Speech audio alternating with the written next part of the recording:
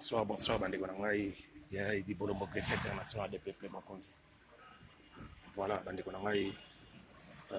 Naza en plein boulot, mais makambo na biso ya bitumba oyo. Eza ko senga kaka ke tout na musa peuple partout, bipa tozali. Awa naza na boulot, mais naza quand même na ligne quand même 5 minutes. Kaka 5 minutes ya pamba. Hein?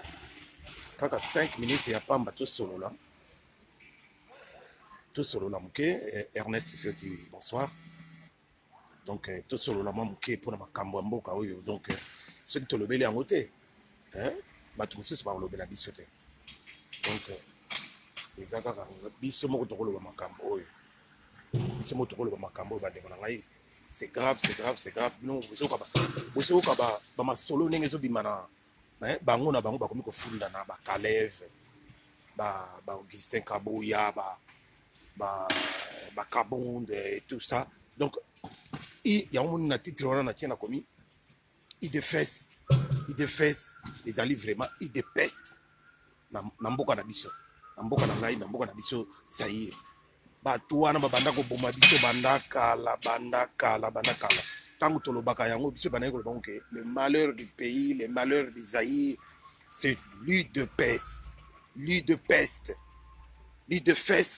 les alliés vraiment il de peste. Comment batwana tuba ba Félix Chilombo papa na ye nani Etienne Tshisekedi ba banda ba cop na bango banda kala koyiba banda kala basala kate bambongo tout bazale kozwa basomaka bazwa bandako banini kaka na mitu ya ba congolais kaka na mitu ya ba congolais bande ko na ngai. Donc il y en a marre soki vraiment bolingi mboka na bino ba congolais ne tozali awa. Ne laissez pas le temps ces gens-là. Ngai na ko koloba yango lelo boye bake i dépêche mobimba ko banana batu ya se tina likolo ba yebi na bango bako ba yebi na bango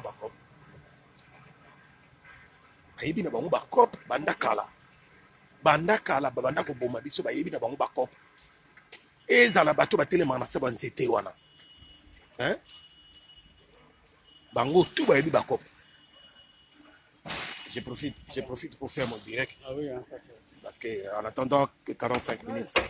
Voilà, voilà donc, Bandikolangay, dans une vérité, la vérité. Bolongo la moutou, mon côté, na idée fesse, ou comment idée peste. Bango tout, sans exception. Ba yeba ba sekele. Na ba tu a cessé, ba yebi ba sekele. Mignon, mon pini, bonsoir, voilà. Donc, il y a un profité de moi 5 minutes. C'est là. Il faut changer. Donc, il y a il dépeste. Il dépeste. Il défesse, mais comment il dépeste. Et comment il dépeste. Parce que secret d'abord ko bima ba kalem to ba ko bi sa secret comme quoi que bango ba cadre na bango tout ba zo ba passeport ba Kalev va pesa bango ba passeport ya de service. Vous vous rendez compte c'est ba passeport de service ba pesa bango na n'importe qui te ba pesa ka na bateau ba dans la service wa. Alors bango comment se fait-il que lelo et bima ke bango ba zo ka yango to bi se bine ke banda kala boye ba ke batuana batola baliaka na parti au pouvoir banakala bana ba cop na bango banakala bana ba cop na bango donc hein babana ba cop na bango banakala mon babana ba cop na bango banakala koyiba yango ba bombe biso tina lelo yo bomoni ke Félix Chilombo ay ko koma faux président wana ba cheye. Hein? Yena mama na Mart. Yena mama na Mart. Baboma papa na bango. Etienne Tshisekedi.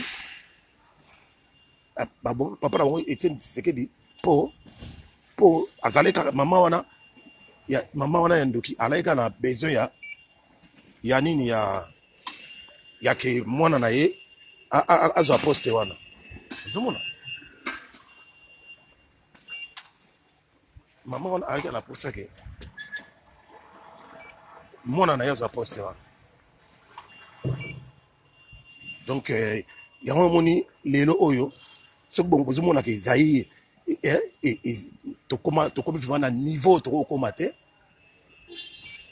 tokomi na bas niveau oyo ke moyen to il faut qu'on s'en sortir nango, il faut vraiment utiliser la moyen moko fort.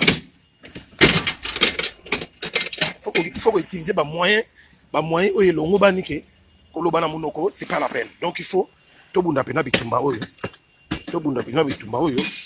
heureusement que voilà ba toloka ba ya Laurent Sokoko, hein, tout la bengai 6600 volts ba décider il faut qu'on libérer mboka wana par tous les moyens. Il faut qu'on libérer mboka wana par tous les moyens, même par la force, parce que bato wana ba kota qui par la force bakobima par la force. Et ça que les kambuyao boluka ceux qui ba solution ndengeni.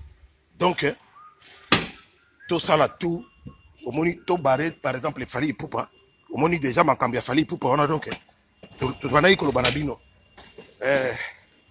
nini contrat wana oya Fally Ipupa ezali nango ya bato wana ya Albert Yuma na ba Bolloré. Donc vous avez vraiment que les makambo ya politisé concert wana. Concert wana les a politisé. Donc boya ibele le 28 wana donc le 28 février il faut aussi là vraiment na bato wana. Faut aussi là na bato wana. Donc on va ngana ibisa biloka lelo yango wana po boye bake moki la biso balingi biso te. Na mindele na bato ni comment se fait-il que ba omunike kaka ba Bolloré wana bango bato bazali ko organiser ba concert basali ba production ya Petit wana nani Petit wana msa konda héritier bango peka wana bazo sala siko pona Fally Ipupa. Donc omuni ya ba kopa mindele bana kati ya masolo bana kati ya masolo balingi kaka ke biso ba sairo toza na pasi ba minéré tout et kenda kabipa na bango bayiba ba minéré ba ya na bamboka na bango. Donc ba ndiko na ngai il faut tout téléma, c'est très très important, hein, c'est très très important, il faut tout téléma vraiment au téléma na ninga mukete tout téléma na ninga mukete ba ndiko na ngai situation elle est grave, l'air est grave, l'air rationné. Donc tout ça là na bato wana on a moi quelques minutes dans zaki na on attend ya sona bino ya wana. Donc nabité il faut na loba kaka il faut na loba po bomona ndenge nini il défesse oui comment il dépeste. Donc peste moko ba pestiféré, hein, ils sont tous des pestiférés oyo ba côté la biso na ba vana na mboka wana comme ba traître o baza ko trahir mboka wana. Ils n'arrêtent pas de trahir. Donc, baba tout. Maman Marthe, on a baba tumba. Bango tout, on a Félix. Toko que la bango mabate. Trop c'est trop. Donc, le peuple les Aïrois. Boye baké. Situation est grave. Tellement grave que ceux qui te zibi bondeli benate. Ya ubundisa bato oyo na mindele na bato mwindu baafrikain ba rwandais ba ougandais oyo bakota complicité ya munene bakabulaka mbongo na ba multinational lokwa ba Bolloré, hein, bakabula ba mbongo kuna pona koyiba.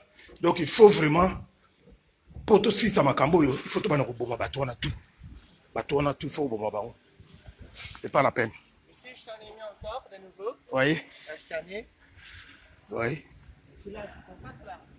Tout ça, je pense que c'est scanné. Ah. Attends, je vais vérifier.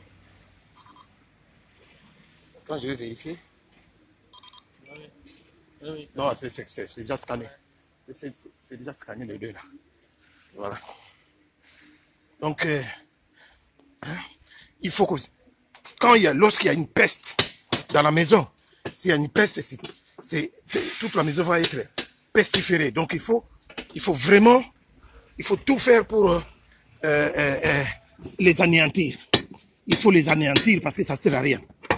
Ça ne sert à rien de garder des gens comme ça, comme la famille Chilombo, famille Tshisekedi.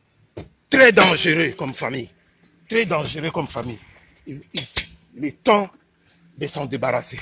Merci beaucoup de m'avoir suivi. Il y a Idi Bolo Mogefe International des Peuples Mokonzi. Je suis en plein boulot. Steve Manungweno.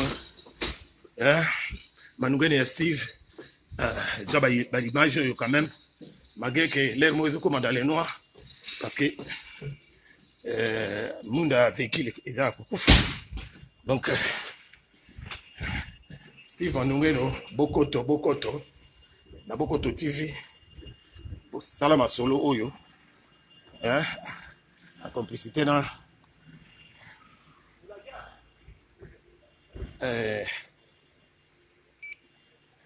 Natolo de la vie à Papigen. Voilà, on est ensemble. Ingeta. Merci beaucoup de m'avoir suivi. On est ensemble. On ne va pas se décourager. On ne va pas se décourager. Il faut. Quand il faut faire quelque chose, il faut faire. Il faut quand même donner un peu de soi-même pour tout le cas de solution. Merci beaucoup. Merci beaucoup de m'avoir suivi. Allez. Ouais. Voilà. Donc, il y en a 13 au total. Hein. Ouais. Voilà, bande on a suivi en tout cas. Merci beaucoup. Malgré Nazako solo là. On a fait ça donc faut la situation dans le boulot. Donc merci, ciao. Zama battre la bino une fois. Au revoir. Ciao.